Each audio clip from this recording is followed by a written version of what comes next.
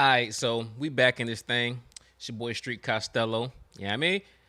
Make sure y'all like, comment, subscribe. Also, hit that little notification bell so as soon as I upload a video, you'll get notified that a new one's up here. You know, we're gonna get into this video of Karmelo Anthony. I mean, if y'all don't know, what was it, like 14 months ago, back in April of 2025, Karmelo was a track athlete in a high school out here in Texas. I think like a little north of Dallas, the Dallas Fort Worth area. And it was a track meet going on and it started to rain. And if you know anything about track, a lot of times they'll have a tent somewhere out there. And one of the opposing teams, they had a tent and he was under it. And I'm guessing this guy named Austin, a white kid from one of the opposing schools, he told him to get from under the tent, and he said no. Karmelo, the black kid, he said no, and apparently he pushed him. Austin pushed Karmelo, and then Karmelo ended up stabbing Austin in the heart, 2 inches, and he actually punctured his heart, and he ended up dying. And it's a whole lot like going around it because now it's like, because I remember when it first started, it was saying that they was telling him to get from under the tent, and then they said he left when got a knife and came back. But from now, what we're hearing, I'm guessing because the whole trial and everything, they were saying like, no, he had the knife on him. He kept telling the kid Austin like, don't touch me, don't touch me, don't touch me. And he said that he did what he did. He stabbed him. But end of the day, he got found guilty, as most of you may know. And we're going to break down what went on in the case, because I think a lot that wasn't done should have been done, because it was, I'm not going to say it was ways around it, but other things could have happened. Other things could have went on that could have changed the outcome, possibly. We don't know, but I don't know. I just think it was a whole lot on his defense team that wasn't done that should have been done, but we're Monday morning quarterbacking it right now, so I don't know. But let's just get into it. I'm going to react with y'all. I haven't seen this yet. I mean, I know about the case because it's been everywhere. It's all over CNN and right here, Law and Crime, and it's all over Instagram, TMZ, and everything. So it's everywhere. But so we know like the outcome and the verdict. But we're going to break down like what happened throughout the case. So I'm going to watch it with y'all. So let's go. It took jurors less than 3 hours to decide the fate of the Texas track athlete accused of Can I get some audio? What are we doing? Oh, I am tripping. It took jurors less than 3 hours to decide the fate of the Texas track athlete accused of That by itself says a lot. If the jury comes back within 3 hours, that means it wasn't too much debating going on. And that shows that, I ain't gonna say they had a preconceived notion of how they already wanted to go, but it wasn't too much deliberation if they had 3 hours and they came back in a case with the magnitude of this one. It took jurors less than 3 hours to decide the fate of the Texas track athlete accused of turning a high school competition into a deadly crime scene. Their verdict? Karmelo Anthony is guilty of murdering Austin Metcalf. Now Anthony knows exactly how many years he'll spend behind bars. And the moment the verdict was read, sparked powerful emotions and sobs inside the courtroom. And I'm going to say this from the jump. A lot of people might not like my opinion on this. Matter of fact, that's presumptuous, making it seem like y'all just, or y'all would just be against me. I actually agree with the verdict. I said it. I agree with the verdict. I mean, end of the day, they tried to claim self-defense. The kid pushed you, told you to get from under the tent, and you stab him. I mean, like, you could have walked away, ran away, got an adult. Granted, these are all things that probably none of us would have done. I mean, we'd have just, it might have been on site. We might have did the same thing. But, like, if you're looking at it, like I said, we're Monday morning quarterbacking. You looking at it through an outside lens, it's just like you had other options. You see what I'm saying? You could have just fought him. You could have got jumped. I mean, it is what it is. You could have called for help. You could have went and got one of the track coaches. You could have did like a whole lot of different stuff. You could have did a multitude of different things. But he said he got pushed and he stabbed the kid. For one, we seen track outfits, the little small shorts and the tank top. Where's you putting a knife? And two, why do you have a knife? Why are you at a track meet, a high school track meet with a knife? Like, y'all supposed to be out there just running. You faster than them. You faster than them. Your team faster than them. Y'all running the relays. Y'all running the hundreds, the 200, the 400. Yeah, I mean, y'all are just running. It's just supposed to be a friendly competition between schools. Yeah, I mean, y'all compete, do what y'all do. Why are you out there with a knife in the first place? The case presented by Law and Crime, I'm Chris Stewart.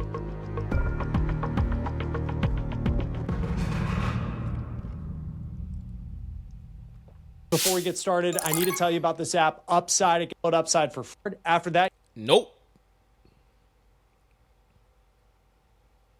We don't do ads over here.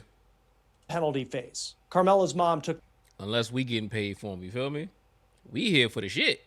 The stand asking the court for mercy on her son. In Texas, when it comes to murder, there is a wide range of how long someone's prison sentence could be. It is between 5 and 99 years. Today, jurors not only decided that Anthony was guilty of murder, but they also determined his sentence, 35 years. Okay, that by itself is different. I mean, granted, I'm new to Texas. I only been here since September. We're in June right now, so I haven't been here that long. I'm originally from Virginia, and I'm definitely familiar with the court system and how things go. I mean, but it's also the same like in majority of places wherever you go, really. You get arrested, you get arraigned, you go through preliminary to see if it's even enough to go to a trial. You go through the trial, whether it's either going to be a bench trial or a jury trial, or whether you have played out. And then after you go through the trial, you're either found guilty or innocent. You found innocent, it's over with. You go home. And then if you're found guilty, you're just found guilty at that moment. And then your sentencing date is set out later. That could be weeks later, months later. Oftentimes it's months later.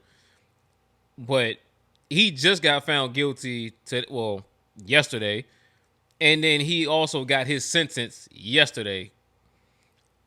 I'm thinking it's one other time I seen it happen that quickly. I want to say it was the Fulio case. I think they got their sentences kind of quickly. I don't think it was too long, and that's Florida. I don't think that was too long from when they got found guilty to when they got sentenced. Yeah, but he almost got found guilty and sentenced like within like a couple hours. Like, I ain't never seen nothing like this. I don't know if that's just a Texas thing. I don't know. Yeah, because that don't normally happen like that. Like, look at the Diddy case. Like, when Puff got found guilty, when was that? In like June or maybe earlier. Was it like May? I forgot when he got found guilty. But when he got found guilty, he didn't go back to court for his sentencing until like what? October? That's just how it normally works. I never heard of being found guilty and then your sentence comes like immediately after. I never heard of that. Years in prison. He's now 19. He'll be sentenced 35 years in prison. He's now 19. He'll be in his mid-50s when he gets out. It was an intense.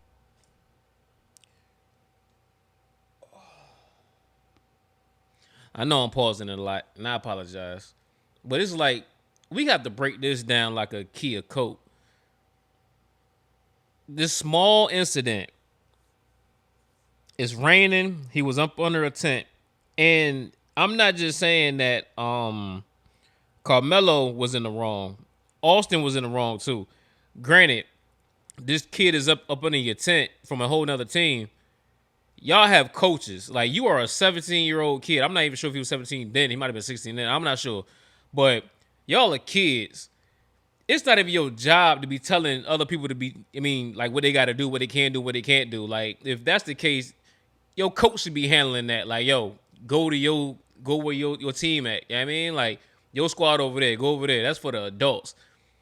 But you know, everybody think they macho, and they said they were some big husky white boys, so big football playing kids. He played football too. Also played football. And from what we've known, Karmelo was a small little dude, and so he was probably already intimidated. But Austin got in Carmelo's face, and they said he pushed him to get from under the tent. He was wrong on that aspect. Like, why are you getting in this kid's face, telling him to move and do all of this and do all that? Yeah, I mean, you pushing him from up under the tent and it's raining, and he pulled out a knife and stabbed him. Him pulling out the knife, he wrong. Like, if anything, it should have just been a fist fight. If it was anything, it should have just been a fist fight, brawl. All right, break it up. You know what I mean? Like, y'all got what y'all got in. I mean, y'all good. All right, cool. You go over there. You go over there.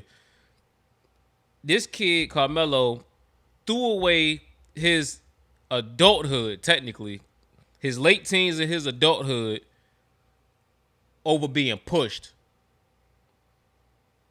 A push got him 35 years. A push. Think about it. A lot of us go through a lot on a daily basis. You know what I mean? Somebody may bump you in the club, scuff your shoes, cut you off in traffic.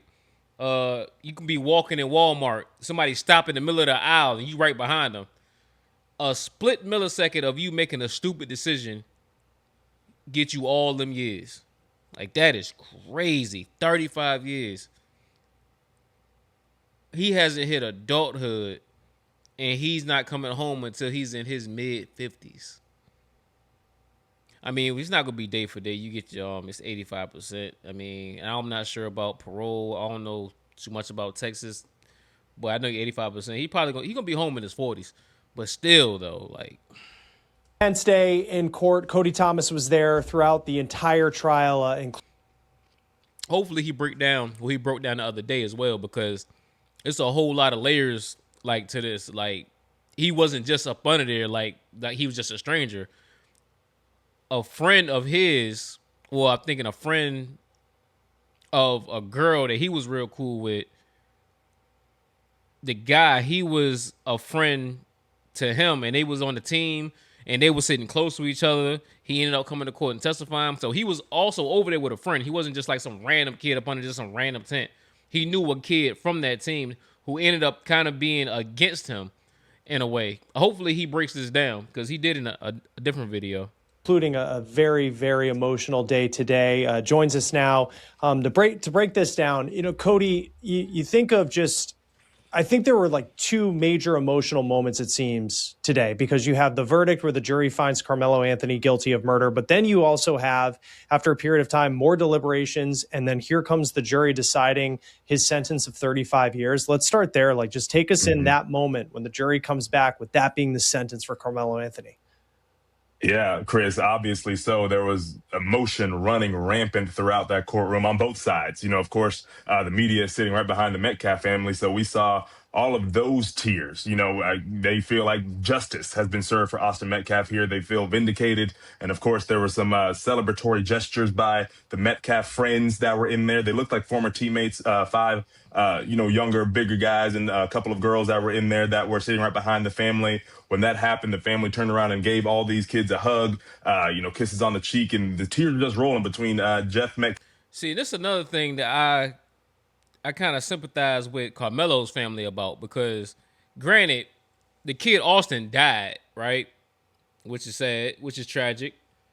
But I'm pretty sure no one ever stopped to think, why would Austin even push this kid? Why would Austin even get in this kid's face? Why would Austin take it upon himself to try to remove somebody from a situation that he don't even have nothing to do with? You see what I'm saying? Like, they say,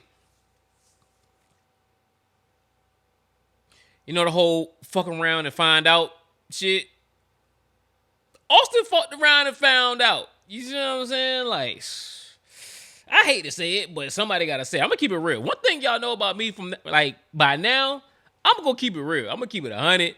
I might give you a little comedy with it, you know what I mean? But I'm just saying, like, he fucked around and he found out. You should have been like, yo, coach, why is he over here? Can you, tell him to go with his coach or something? Like, he fucked around and he found out. It just is what it is. But you know how parents, especially black parents, they'll tell the kids, like, somebody hit you, you hit them back.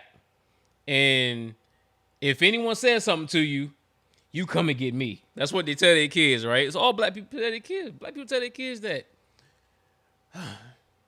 The thing with that, though, granted, I stand by that, but, however, no one tells their kid to not be the bully. You see what I'm saying? Like, for everyone saying, if someone hits you, hit them back, other parents aren't saying, don't be touching kids. Don't be doing this and that. Leave kids alone. Keep your hands to yourself. Kids aren't saying that. Well, parents aren't saying that to their kids at all. But you got parents saying if someone hits you, hit them back. Parents should be telling their kids to leave other kids alone from the jump. You see what I'm saying? You teach them that when they're young, as early as you can catch them, and you can embed it in them. Mind your business. You see what I'm saying? This Austin kid might not even have said nothing to Karmelo, but he fucked around and he found out. You see what I'm saying? And Karmelo, he went by the black rule. Someone touch you, someone hit you, you hit him back. Austin parents should have been telling him when he was young, leave people the fuck alone. You see what I'm saying? Like, yo, people ain't for the shit. You see what I'm saying? They ain't with it. He found out. You got a knife in your chest. You bled out. You died, my guy. The CPR won't go and help because your heart got punctured. If he can go back in time, I guarantee his ass wouldn't have said shit to Karmelo. I guarantee it. Parents, tell y'all kids to leave people the fuck alone. And I'm not saying that to say Karmelo was right. Karmelo was dead wrong, and he got the time that he deserved. Shit, he might just deserve life for real, because that was a dumbass decision. White boy put his hands on him, and he felt, man, beat his ass. If you can't beat him, get jumped, take your ass whooping, and just go on about life. It just is what it is. Like, people scared to lose a fight. But he had to pull out a knife and stab him because he was intimidated. Like, that's some bitch ass shit. So both of them was in the fucking wrong. I'm not saying one's right over the other. They were both dead fucking wrong. You see what I'm saying? But I'm just saying, a quick telling your kid, leave people the fuck alone, that might have went a long way in this situation. We might not even be here. You might not have me making a video on this shit. But we here now, so let's get to it.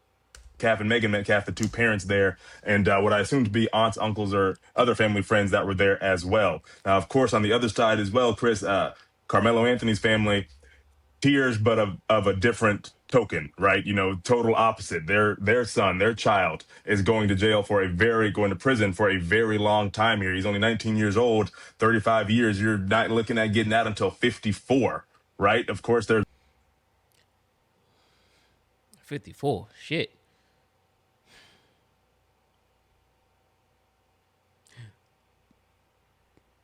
I might be wrong in this situation for asking this question. Matter of fact, I'm going to side quest right quick. Bear with me, y'all. I got to figure something out. Right quick. Hold on.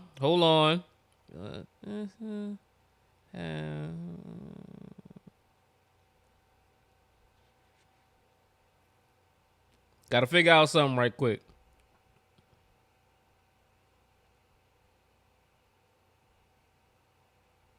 Okay, it's taking a minute. Hold on. Bear with me. Damn. That side quest did not come back how I thought it was going to be. Shit. Damn, Karmelo, you cooked. You cooked, my boy. You cooked, fam. You cooked, Crody. Damn. All right, so I'm going to take y'all on a side quest with me. So when I went on that side quest right quick, and I found out some information that I'm going to bring back to y'all. For those that don't know, Texas does not allow conjugal visits. Yo. So, if the boy Karmelo is a virgin, he about to be getting some boy pussy. Yeah, damn. Yo. If he ain't getting no ass yet, you ain't getting nothing till you in your 50s. Now that's crazy. That is wild. So he can get married while he in there to a shorty that's on the outside. For some reason, shorties be liking them dudes that's inside. It's like, yo, he can't go nowhere. That might be why girls like him. It's like, yo, you know where he at. You know where he at. Yeah, I mean, you ain't got to snoop around call. Hey, is Tony Car parked over there? Nah, you know exactly where he at. You see what I'm saying? So that's why girls be liking dudes in prison. They ain't got nothing better to do anyway. They're gonna sit there and write you 9-page letters, put all these hearts on it, and get some crayons and make you this creative arts and crafts. Yeah, they're gonna do all that. So if he can get married in there, he can't even get no ass, man. He ain't getting no butt. He gonna be. Let's move on. The parole opportunity halfway through that 17 and a half years, but that's essentially his entire life right now. So I'm sure the emotional gravity on them that they're going to be seeing their loved one who is now a convicted murderer through plexiglass for the next however long. So just an emotional roller coaster on both sides, a whirlwind in that. Nigga said plexiglass. This ain't jail. He going to prison. You have face-to-face visits. Well, this is Texas. Let me go on another side quest. Make sure I'm giving y'all the right information. We're going to figure this out.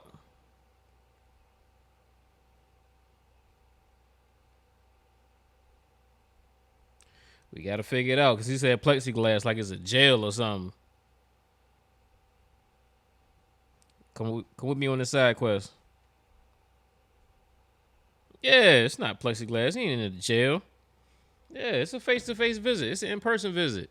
He going to get to hug his loved ones and all that. Courtroom, of course, Chris. Yeah, and you think of, how stoic this family was, how Karmelo was throughout the entire trial, even through the heaviest pieces of testimony that we talked about that brought even jurors to tears. And then you just have this release in finding that you have been found guilty of murder. And then, you think at minimum, your entire life, 17 years, you're going to spend in a Texas state prison. Before we get to some of the closing arguments, which does feel like it happened days ago, it was a very busy day.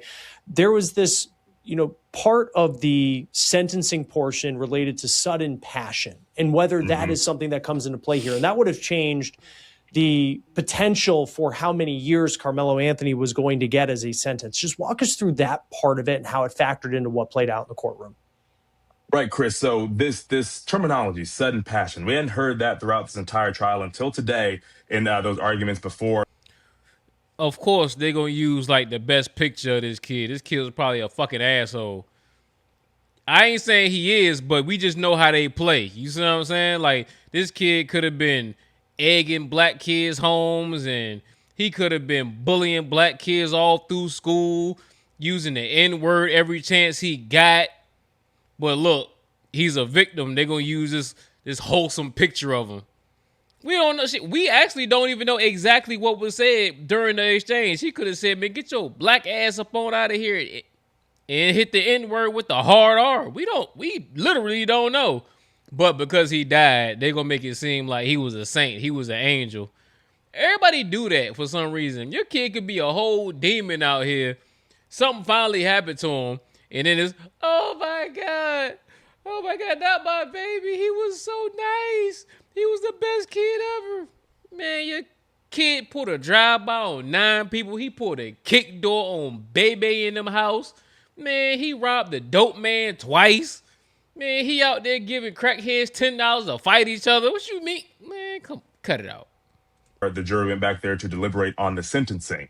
Pretty much what the defense is arguing is that this whole thing, kind of like crimes of passion that we cover here at Law and Crime and Court TV, where these sorts of instances kind of happen in the moment. Something's going on, heat of the moment, you make a decision. It is a clear mistake. There's no arguing that it's a mistake by the defense, but the sentencing for that would have only carried 2 to 20 years versus what he was ultimately convicted of in murder and for 5 to 99 years. And of course, ultimately got the 35 years. But they brought up this sudden passion thing to try to argue that this was, pretty much not premeditated. He did not go under that tent with the intention to stab anyone. This just all happened all of a sudden. You can't go by it happened all of a sudden when he's at a track meet with a knife already. For those of y'all who ran track, matter of fact, forget track. For any of y'all who played sports. I played football. I played basketball. Like, when have you ever pulled up to a game and you had a knife on you or a gun or just any weapon for some reason when you about to just compete against another high school? When? So you can't use that crime of passion. Like, no, you can't. Like, he had a knife on him already. I'm pretty sure he was the only kid out there with a knife, with a weapon in general. These kids out here with bubble gum, spike cleats, and some little shorts, and that's it. And water bottles all over the place. And being the fact where they at, some sunscreen. Guaranteed it was, man, it was probably a sunscreen convention out there. They were probably sponsored by some, man. Sudden. But then, of course, with the prosecution reserving the right to respond, they came back and rebutted pretty much saying, let me tell you why this isn't a sudden passion type of case here, a type of crime here. Because sudden passion, and he brought the definition up on the screen there, sudden passion involves the decedent or the victim to be the provocateur, the one who's instigating the act here. And the prosecution saying, by all of our accounts, all testimony, it was Karmelo Anthony who was the one provoking the incident. So you can't claim sudden passion if the offender was the one provoking the incident. So that's where the defense came back, or the prosecution came back. And so it was a real clash on this sudden passion thing, which ultimately the jury did not side with, convicting him of that murder, now facing 35 years behind bars. And you think of the sudden passion part of it, to argue that Austin Metcalf was the one who provoked this incident. No matter for people watching this who may have an opinion and they agree or disagree with the verdict, like, by the time we were talking about sudden passion, like, the guilty verdict on murder had already come in. And so like, that was off the table. The jury had already kind of, we're past that point, it seems. I want to go to the closing arguments today before we get to just that moment. I'm sure just another major emotional moment when Karmelo Anthony is found guilty of murder. What did you make of the defense today? And the defense was some ass. It was garbage as hell. Granted, in situations like this, you don't want to put your defendant on the stand because that opens him up for anything. It opens him up for them asking questions about his past. And we don't know his past yet, but that could go anywhere. And you don't want him to get to a place where he gets tripped up, says something he's not supposed to, or you come to find out that, let's say, he might have done this before. Like, you really don't know. So you don't want to put your defendant on the stand. But in a situation like this, because like I told you, he had a friend who was also on the other side that he was sitting next to up under this tent. That same friend got up there and said, we weren't really friends like that. The defense came back and posted pictures where the other kid had events. Karmelo was at all of these events. He got pictures with them together. Like, they did, I'm guessing like they was just playing like instruments or something like that and making funny faces at the camera. Like, throughout life, they had a bunch of pictures together. So they're like, so what about this? He was like, yeah, I mean, we've been around, but we're not like really friends. So he's kind of like distancing himself. So he picked a side. You see what I'm saying? He chose Austin's side, technically. He was like, I know him, but no, not like that. He's trying to be like, no, I'm not cool with him. See what I'm saying? But that's neither here nor there. But while you going through the case and that's going on, you see your so-called friend is up there turning on you, saying, I don't really know him like that. Like, you have to call an audible. Like, the same thing with Tory Lanez. Tory Lanez should have took the stand because you have all these testimonies pointing to them saying, you did it, you did it, you did it, you did it. You got to get up there. Granted, they're going to open up your past and your history, and they can ask you all types of things that the jury can hear. But what you need to get across in that moment is you didn't do it or why you did it. So now they need to hear your side. And in this case, they had all these kids who told the side of Karmelo was the aggressor. Austin was a good kid, so on and so forth. And Karmelo was the one who did it. Karmelo was like, he needs to get up there, especially if it's going to be a sudden passion kind of crime, and that's your defense that you're going with. And it was like self-defense because you felt intimidated. You have to go up there and say you felt intimidated. You have to change the narrative. It might not even be true, but you have to say, like, yo, you have to spin this narrative as if you weren't just some aggressive black kid that just wanted to go up there and just stab this kid and get a body off. You see what I'm saying? Like, you got to be like, yo, you're not just some psycho kid that just did what you did and that was it. Like, you got to say, like, you felt your life was in danger at that moment. You see what I'm saying? Like, you felt that you were being bullied. You felt that you were going to get jumped. You felt like it was about to be the end for you. You got to go up there and say something. He ain't take the stand at all. So the only thing the jury was left with, all the mountains of evidence that the prosecution gave him, all the testimony from Austin's friends, his family, his mom, his I think it was a stepdad, all them people who took the stand on Austin's behalf, crying, sobbing, and all of that, the whole victim thing. And Karmelo's just sitting back, chilling, hearing all of this. And you have on the defense, you had a guy that was supposed to go up there for you. He ended up almost being a witness for the prosecution. So all of this is going against you, and they still don't put him on the stand. So what happened to him was going to happen, and you can't blame nobody but him. When it came to the closing arguments before the guilty verdict today, what were kind of the bullet points of what they said in their final opportunity to address the jury? So they started off, Chris, by pretty much saying, we hadn't heard this before earlier in the trial, saying Austin Metcalf had no authority to remove Karmelo Anthony from that tent. He had all the right to say, get off from under the tent, but he had no authority to physically move him, to make him move. He should have went and got a coach or something. That's what they were pretty much saying. So that was the initial highlight, and that was the whole narrative pretty much of their closing argument. And then, Chris, the biggest highlight to me towards the end, as they're trying to make headway with their closing argument here, was that we've heard about the hand in the bag situation with the phrasing, touch me and see what happens. What the defense attorney... I didn't hear that. See, it's like so many stories about that. When it first hit over a year ago, I remember as soon as it happened, they were trying to say that the kid told him to get from under the tent. He pushed him, and Karmelo left. Got a bag, got his bag, got a knife out of the bag, came back, and then stabbed him. Then it's like, it's nowhere in self-defense in that. You left, got a knife, and came back to stab the kid. It's like, what? And then we was hearing he had it on him. And I'm thinking, man, we done ran track. In football, they made you run track. They made you practice for track. Like, you had to run track during the off season to get ready for the upcoming football season, because track was in the spring. So you had to go through the spring. Then you had spring training, summer, 2 days in the summer, then which went into football practice. So we know the outfits. We know all this. I'm like, where would he even have a knife at? And now I'm hearing that he had a bag. So I'm guessing he had the bag with him while he was under the tent. And they were saying that he had his hand inside the bag, saying, like, nigga, it can go there. It can go there. You know what I mean? I don't know. Let's go flick the stories behind. I might try to get the transcripts for real so I can just read exactly what it is. Phrase or demonstrate situation with the phrasing, touch me and see what happens. What the defense attorney... See, right here, touch me and see what happens. But they was also saying that he kept telling kid Austin, don't touch me. Don't touch me. Phrase or demonstrated, he was saying that he was giving the jury a scenario.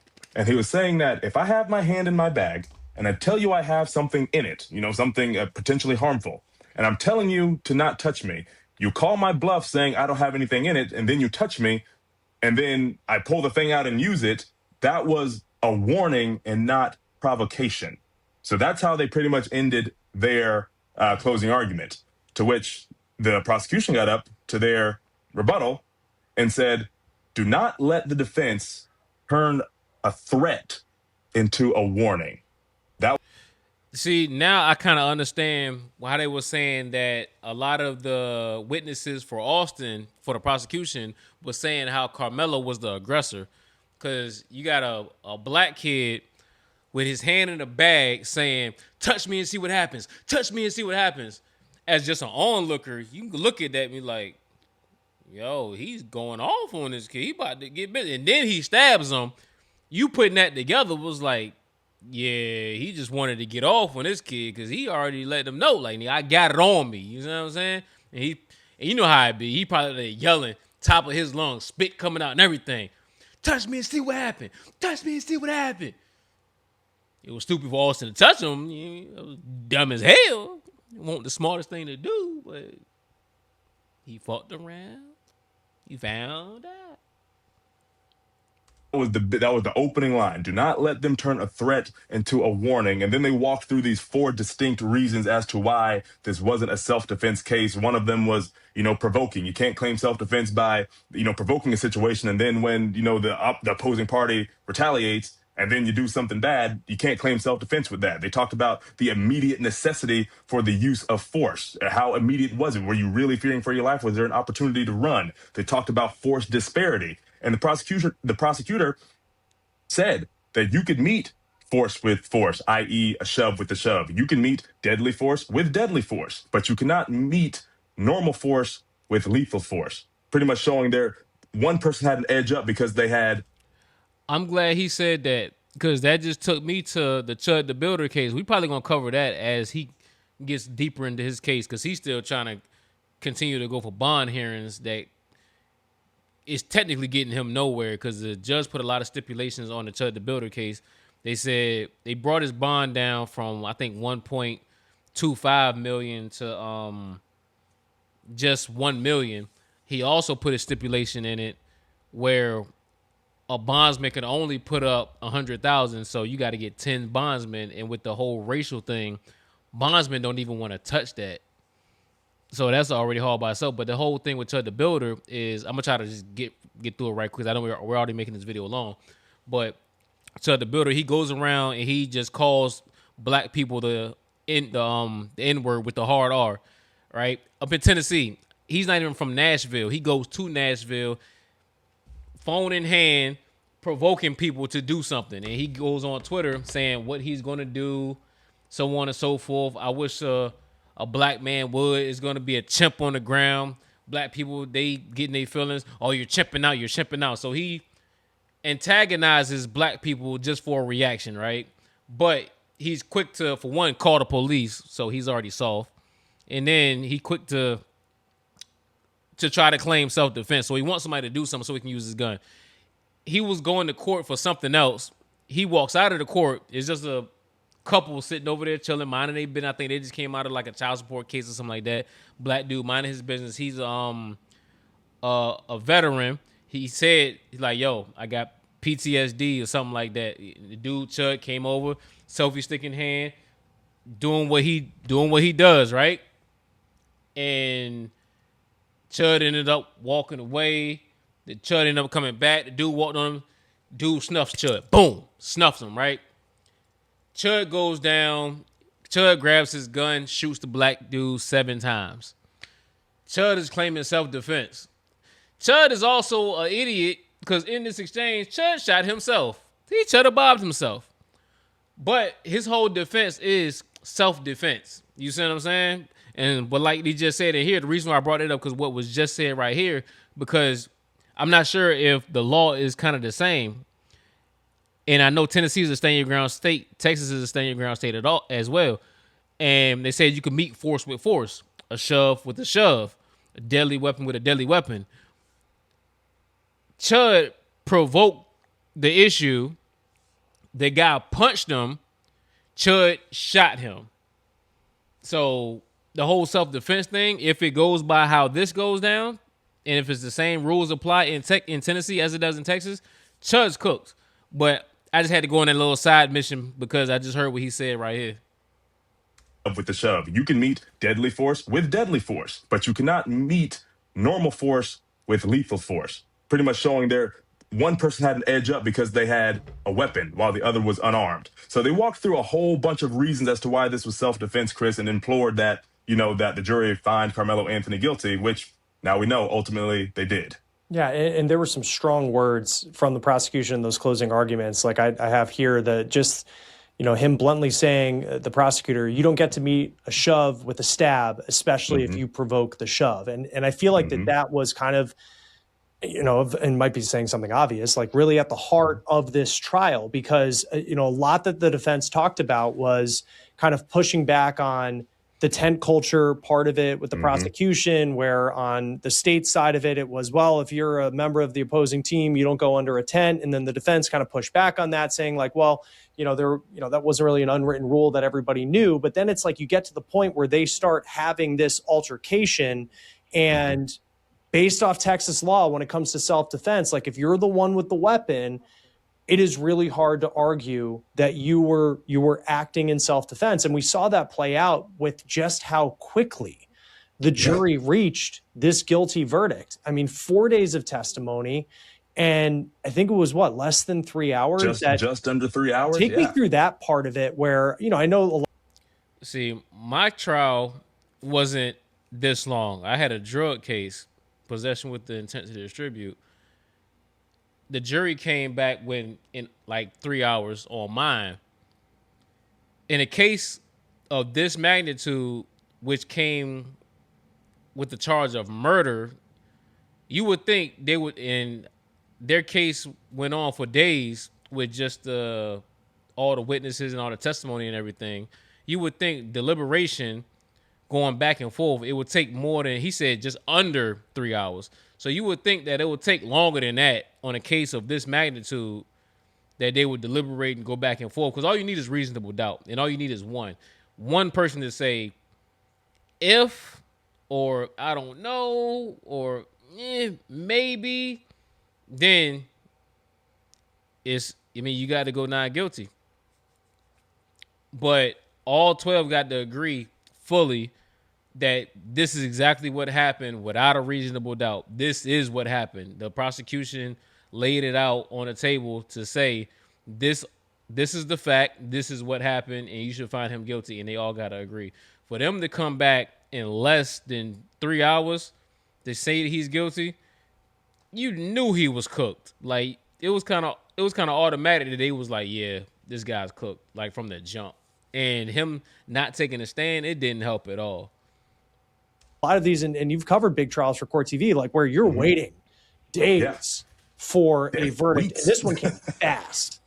I mean, that's a testament to this whole trial, though, Chris. I mean, we've talked throughout this entire trial, 4 days of testimony, pedal to the metal, including a Saturday session, 9 hours a day, 40-minute lunch break, 10-minute afternoon break. I mean, we were in there. The jury working hard, media working hard.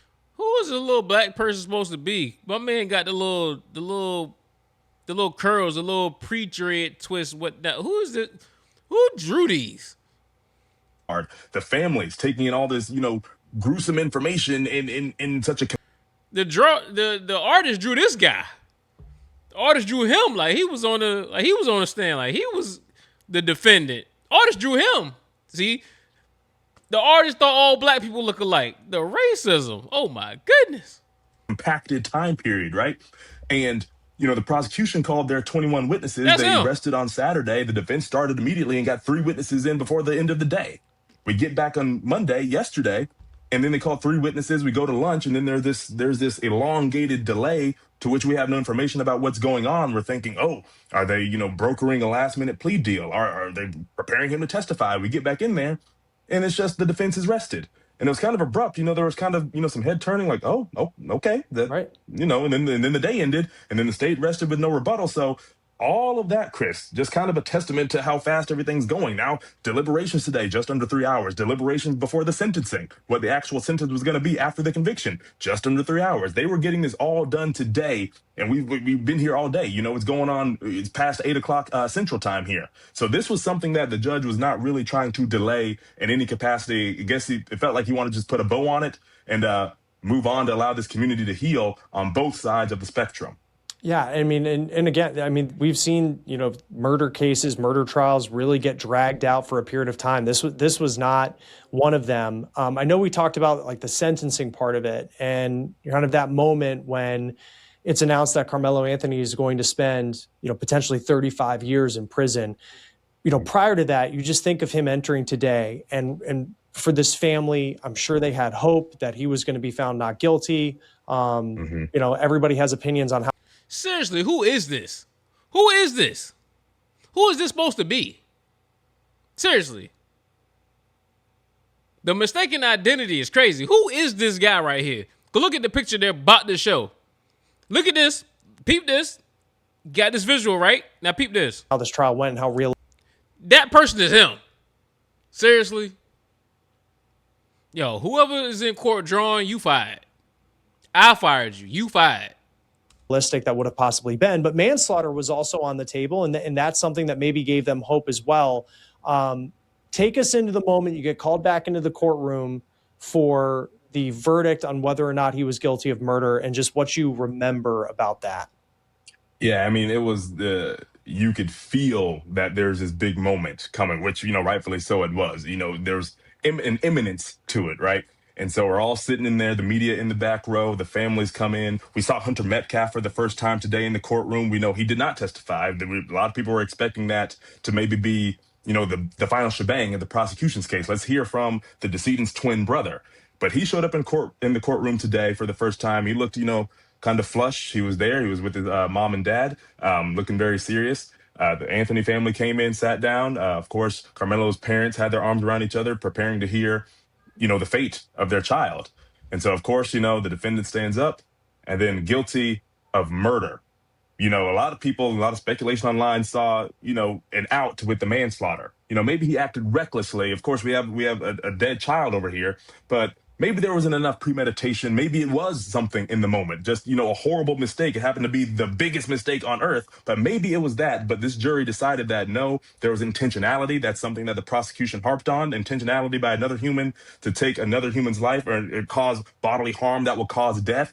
That's what the jury ultimately decided on. And of course, you just heard like an emotional drop on the Anthony side, but then kind of like a bit of release or a relief on the Metcalf side. So it was just that dichotomy of emotion in the courtroom. And then you saw Karmelo Anthony kind of drop his head, just seemingly in disbelief. And I'll walk you through it, Chris. So he, you get the whole, you've been reprimanded by the state. You're now in custody of the state. We know he's been out on bond this entire time for a year and some change. So he walks out. That I didn't know. I didn't know he was out on bond. Because a lot of places don't give bond for murder. But I think a couple years ago, they kind of got more lenient with giving bond. Like sometimes they'll give you a bond, but it's like a real high bond. You know what I'm saying? Like where your family got to put their house up and like big assets up and things like that.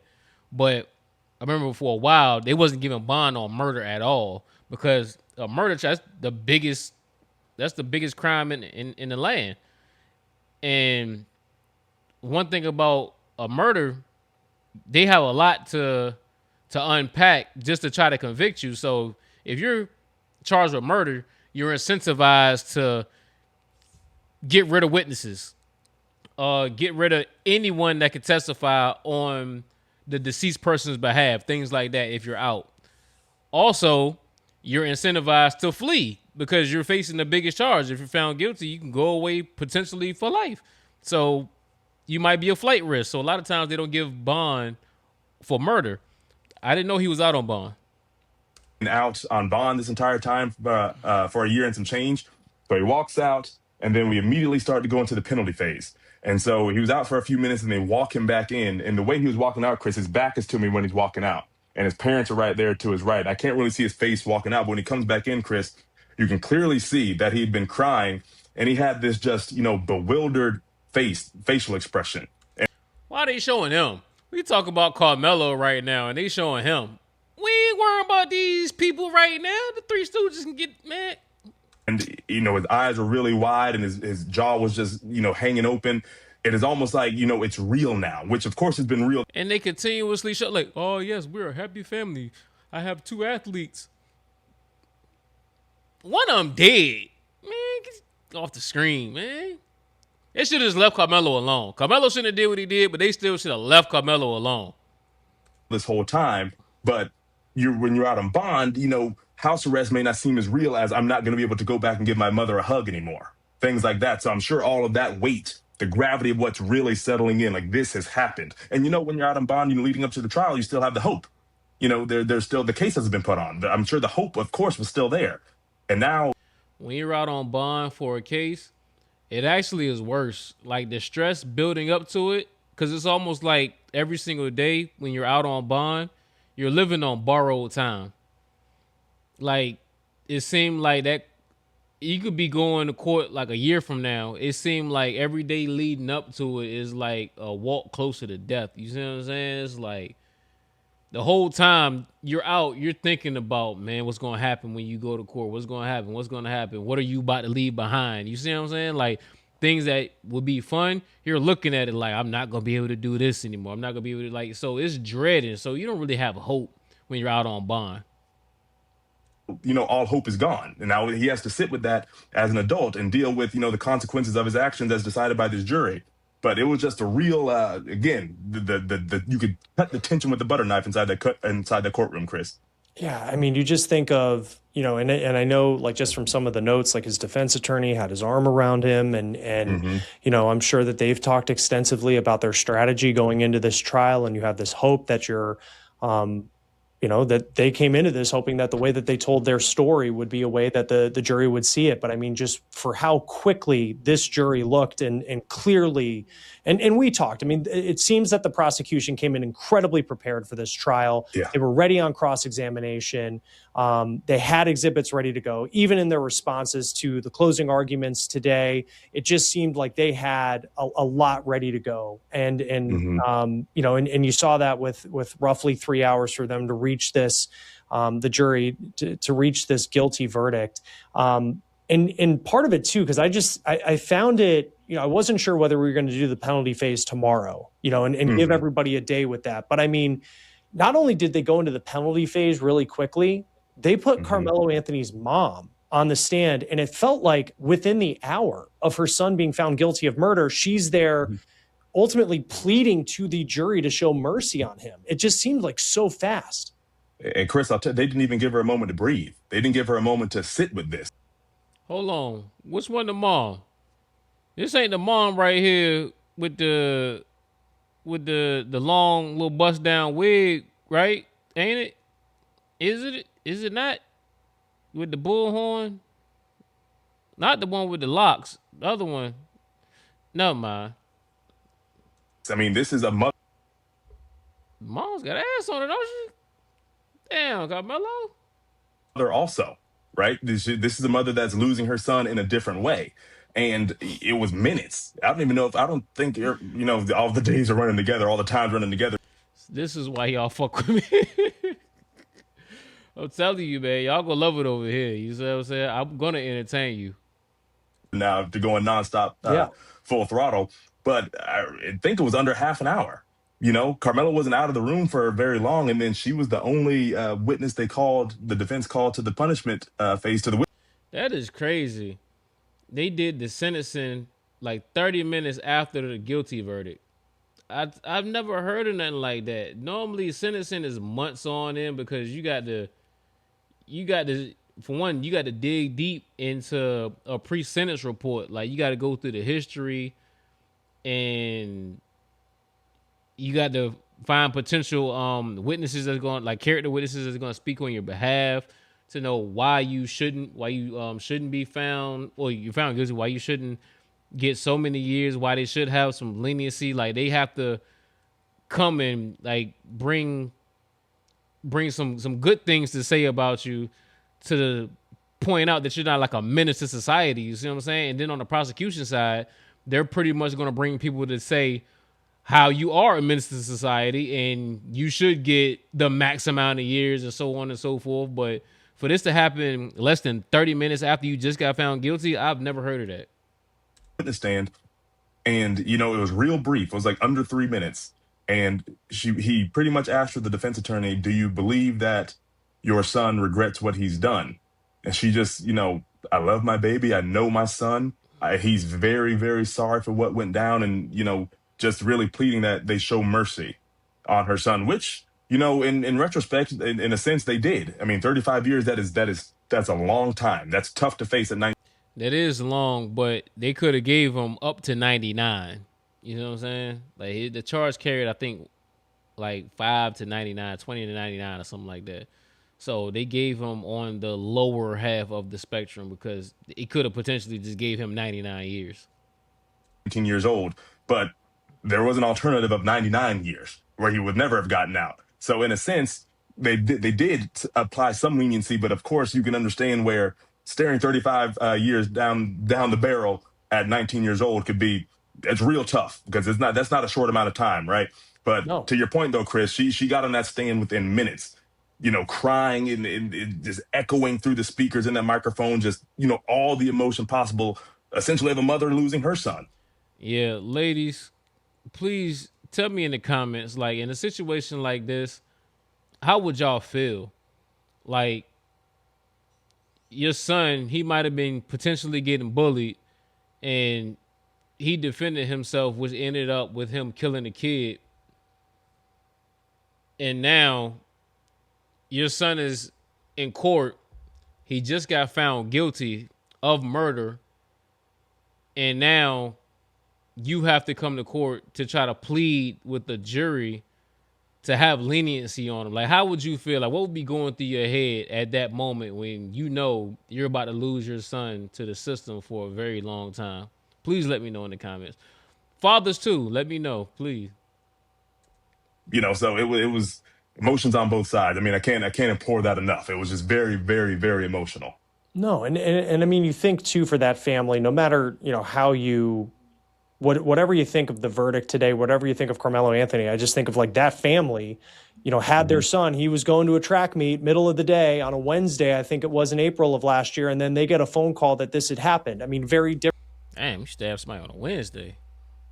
You didn't even wait till the weekend. You stabbed somebody on a Wednesday. Who does that? Seriously, you don't stab people on a Wednesday. Like Wednesday are like non-stabbing days. You don't do it on a Wednesday. Like those are Friday and Saturday crimes only. Different situation than the Metcalf family that also received a horrific phone call. But to just think that they're in this room going through this, and then here she is on the stand, just with the blistering pace that this judge went with. Like, I was surprised that was something where just so quickly, without even really having the time to, I'm sure, process everything, you're on the stand. And just kind of looking at the notes too, because the state did speak to her. These prosecutors that, ultimately they presented a case and found her son guilty of murder. What was that moment like where you have one of these prosecutors then talking to her as she is emotional on the stand, asking for mercy for her son? He spoke for, it was like a sentence, maybe two, Chris, maybe a sentence and a half. He's kind of looked at her and said, "You're grieving as a mother would," understanding where that emotion is coming from. And he pretty much just said, "You will still be involved in your son's life." And that's pretty much all he said. And then he passed the witness back to the defense, which, in a sense, of course, I mean, you say that, what he's trying to get at is that she'll still get to see her son. Because one of the most powerful moments during their closing argument, Chris, the prosecution's, or during the sentencing, before they went back to do the sentencing, when he was considering the punishment. The prosecutor's really hammering on, sending a message to the community. Community was a big word they were harping on, holding people accountable in the community to make your community what you want it to be. And he talked about, considering life sentences. And, he had a real bellowing voice. The defense attorney was a little more soft-spoken, but the prosecutor he echoed throughout the courtroom when he was getting emotional, right? And so he was like, when you're considering life sentences, Jeff Metcalf, Megan Metcalf, Hunter Metcalf, all have life sentences, a life sentence of a void in their home and a void in their heart. I thought that was a very powerful, way to express. Yeah, the prosecution attacked it as he should, because at the end of the day, the Metcalf family, they don't got their child no more. You see what I'm saying? The Anthony family, your son is in jail, your cousin is in jail, you know what I mean? Your nephew is in jail or in prison, but you can still see him. You can still write him. And they got the tablets in there. You can email him. You can send him pictures. He can respond back to you. You can go see him. You can go take pictures with him. You see what I'm saying? Like, in prison, they be having events. Like, he gets to do things. He's still alive. He's going to end up coming out, especially if he get parole in 17 years. He might be in his, like, late 30s, early 40s. Especially if he get to do programs and things like that. He can come home and essentially do things. He's still alive. You can still see him. The Metcalf family, it's over with. You got to go to a grave site to see him. you can talk to him, he ain't talking back. So yeah, like the prosecution did what they were supposed to do. That because while we talk about Carmelo Anthony being gone a long time, essentially there's a light at the end of the tunnel. It's a very long tunnel, but there is a light. But what the prosecution was getting at is that there is no light for the Metcalf family.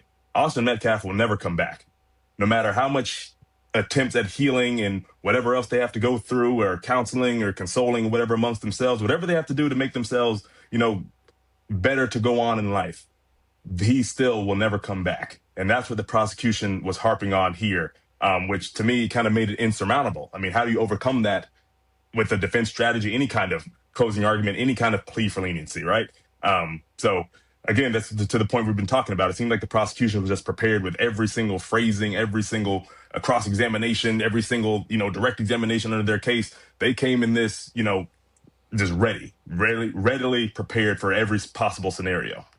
I think of the jurors too, and like you can't like lose sight of the fact that these are people like all of us, where you get the jury summons for jury duty in the mail, and you're like, oh, I can't believe I have to go do this, and then you end up showing up hoping they're going to send you home, and then eventually you work your way through and you find yourself in that jury box, and then you realize it is going to be for a case that was getting a lot of attention in the Dallas area, and then you find yourself not only determining guilt or innocence and kind of handling that weight. I mean, and you think of like jury selection was like Monday last week. Like when all of this happened, like to think like 2 weeks ago, nobody knew that they would be in this position. And then here they are also determining the penalty phase of it. Just what did you take away from this jury, kind of looking at them, kind of understanding what they had to go through over the past several days, and then certainly today with their verdict of guilty for Karmelo Anthony? And then you think about having to determine, I mean, to have such a wide range too of 5 to 99 years, and to go through a deliberation to figure out exactly what the right punishment would be. Yeah, and as I've been speaking on it the past few days, Chris, they've just been there's emotion at the beginning of the trial, of course, when you're hearing 911 calls, when you're hearing all this emotional testimony and seeing body cam footage of compressions being done in this dying body. Of course, there was emotion at that point. But when all that passed, they were just, real attentive to everything each side had to say, because they had to take all that information in and essentially make what they believed was a fair decision as far as the guilt. And then to me, what was probably, the harder decision, the penalty, the punishment here, because like you said, why 5 to 99, that's a huge scale to choose from. And then to ultimately land on 35, which maybe it's because of his age, maybe they wanted to give him another chance at life down the road. But, you look at them there and they came back in and they just looked, like they looked like a jury that had their mind made up. They looked like there was no fluctuation in their decision making. They looked like they took all the information in that, that was necessary to take in to make these incredibly heavy decisions. That's something that the prosecution and defense were harping on during closing arguments for both, the guilt phase and the penalty phase, was that they understand the task at hand, this tall task for this jury to be here, listen to all this, emotional testimony, see all these exhibits, look out into the gallery and see the emotion going on, and then having to be tasked with, dealing with a young man that's sitting over there in that defendant's table. So, they looked like they were, prepared for the task at hand. Yeah, and I just think too, I mean, and there will be people who will criticize the defense attorney, and that's a really tough job, right? I mean, you got to have a stomach to have that line of work, deal with the pressure, and putting everything together. Just what did you take away from his defense in terms of just the body language you saw in that moment, where I'm sure you work incredibly hard to put a trial together, it doesn't go your way, and then you're in this situation where I'm sure there's, in hindsight, would you have done things differently? I don't know. You'll face a ton of criticism. And just what did you take away from his defense attorney with just his body language dealing with, from their point of view, a very, very difficult day? Yeah, I mean, I'd imagine when you take on this case, Chris, the facts of this case are insanely just, they're tough. They're insurmountable facts, especially when you have something like Carmelo Anthony on body cam admitting to the stabbing. I mean, we've already got that. That's there. So, when you take on this case, it's just a difficult case in the beginning, right? To try to formulate and strategize. And I can even imagine what goes into even trying to attempt to defend a case like this. And of course, once the decision came down today, you're hired to try to keep this defendant from behind bars, right? And then you get a sentence like this. I'd imagine there's a feeling of, being unsuccessful. And so he's standing there, he has his arm around Carmelo, he's kind of like leaning with him, leaning into him, giving him, consoling him, I would say. I don't want to say there was a sense of defeat, because they put their best foot forward, obviously, with the hand they were dealt. No, they didn't. You should have put Carmelo on the stand. You, as the person who's everyone saying is the aggressor, and you're trying to say that it was self-defense, you kind of feared for your life, you have to put Carmelo on the stand. So they didn't do everything that they needed to do. That hug was him saying, hey, man, we're cooked. That's all that was. You know what I mean? We're cooked. You're going away for a long time, buddy. That's all that was. You have to go on the stand. It was like, yo, he said this, he said that. You know what I mean? Like, I really felt that he was going to do something to me. He was bigger than me. I felt that he was going to knock me out. And like, you got to do something. You got to say something. Like, if he would have took the stand and at least said that, I don't think it would have been murder. I think they would have dropped it down to manslaughter, which would have carried way less years. So he might have been doing like, right now they gave him 35. He might have had to do like 18, 19, something like that on a manslaughter, maybe 20. He wouldn't have did 35 because they would have gave him the lesser charge of manslaughter if he would have just took the stand, told his side how he was scared and really played the whole victim role. And I really warned him. I told him not to touch me, and he ended up touching me, and I felt in fear. I didn't know what to do, and I just act heinously, and like he could have just really like told his side of the story instead of just letting the whole prosecution just run the show, and while he just sit back and just let them handle him how they did. You know what I'm saying? Like, so no, they didn't do everything they could. His defense is ass. He need to appeal. Like, he need to appeal, and this time he need to take the stand. But I don't even see an appeal going through, because like for you to get an appeal, you have to prove that this judge in this court did something wrong. Like, something really went wrong in this case to the point where you need a new trial, for a new trial to get granted by the higher court to say, yeah, you need another trial. And that's pretty much saying to the Supreme Court, saying that they got it wrong on this level.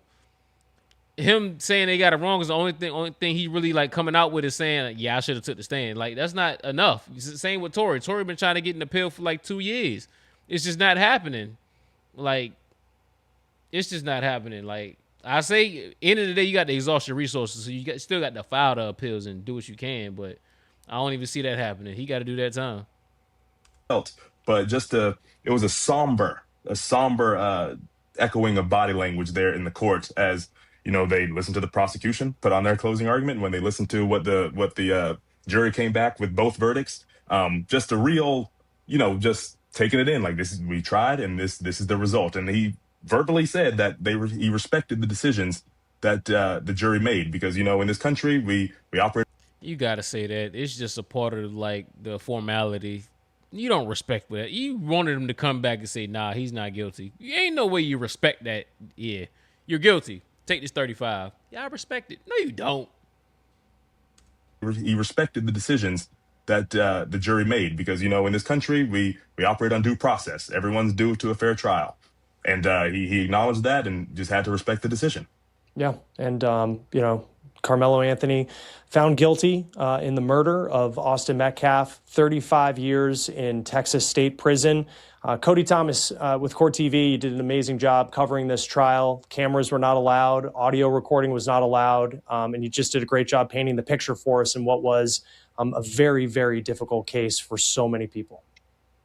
Absolutely. I appreciate that, Chris. And I thank you for having me every night to give the people the updates in there, because, transparency inside a courtroom is very important for public perception. So I was happy to do it. And I thank you for having me on here so I can relay this information to the world. Yeah. And just a tough taste.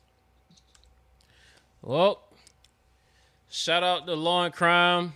Shout out to these two guys. Shout out to my man's right here for actually being in the court and giving us the information on what went down inside the court. Because some states you can have cameras in court, like Florida. That's why we get to see all the things that's going on in cases down in Florida, like with the YMW Melly trial, with the with the Julio Fulio trial. We get to see things that's going on in Florida trials. In Georgia, you can have cameras in the court. That's why we got to see the whole Young Thug trial. King Spider, Slime, we got to see that trial. We couldn't see the Tory Lanez trial. California don't allow it. We couldn't see the Stephon Diggs case up in what was that, Massachusetts? Was it in Massachusetts? Yeah, that was in Massachusetts. We couldn't see that trial. Up in New York, we couldn't see the Puff trial because certain cases you just can't have. Well, certain states you can't have cameras in the courtroom. Apparently, Texas is one. So, in a couple of months, I think it's in October or November, the guy who killed Takeoff, we're not going to be able to see that trial. I mean, I'm here in Houston, so I might end up pulling up one day, but you're not going to be able to see that trial on TV, like watching the Law and Crime or on YouTube. You're not going to be able to just see it. You just got to hear about it. That's about it. So, yeah, so shout out to this guy for actually being in the courtroom and giving us the updates. But, yeah, I'm out. Another video. Like, comment, subscribe, share, and follow me on Instagram at Street Costello, you know? But what I take away from all this is Karmelo Anthony, he ran track. He should have ran that day. You see what I'm saying? He should have ran that day. They both ran track. They both should have just ran the opposite way. One of them still here. So end of the day, that's a win for Karmelo, but it's a loss because you're going to be old and gray when you come home. You're going to be stuck in your ways. He's not going to know adulthood at all. Like the simple things that you learn when you become an adult, like just the basics, just paying bills. You see what I'm saying? Like learning about taxes and just jobs, regular life, things like that. Just he's not going to have no sense of how to manage at 50-something without being told what to do and when to do it, because from he's 19 now, from 19 to like 53, he's going to be in a state prison. So he's not even going to know how to navigate when he comes home. But I don't know. That's the decision he made, and he made that bed. He got to lay in it. But yeah, like, comment, subscribe, share, hit that little notification bell so every time I upload a video like this one, you get notified. Follow me on Instagram at Street Costello. Cop some merch, aviationdistrict.com. I'm out.